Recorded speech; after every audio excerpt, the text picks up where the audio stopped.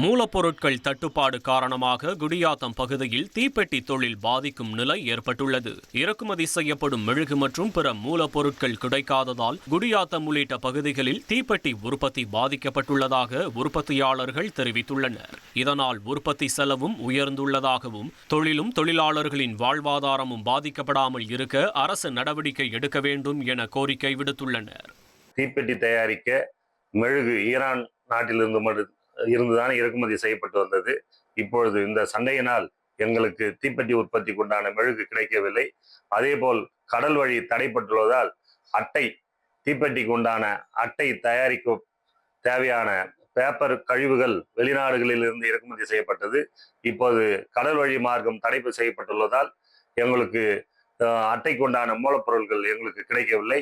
எனவே மத்திய அரசாங்கமும் மாநில அரசாங்கம் தலையிட்டு எங்கள் தீப்பெட்டி தொழிலையும் தொழிலாளர்களையும் காப்பாற்ற உடனடியாக நடவடிக்கை எடுக்குமாறு கேட்டுக்கொள்கிறோம். 1,27,00,000 மனங்களை வென்ற தந்தி டிவி யூடியூப் சேனல். தவிர்க்க முடியாத தம்ப்நெயில்ஸ், கலக்கலான கான்டென்ட்ஸ். நீங்களும் இந்த குடும்பத்தில் இணைய இப்பவே சப்ஸ்கிரைப் பண்ணுங்க. அசுரபலம் கொண்ட எங்கள் டிஜிட்டல் கரங்களில் உங்கள் விளம்பரங்களை சேர்க்க வாட்ஸ்அப் பண்ணுங்க. 8939888378.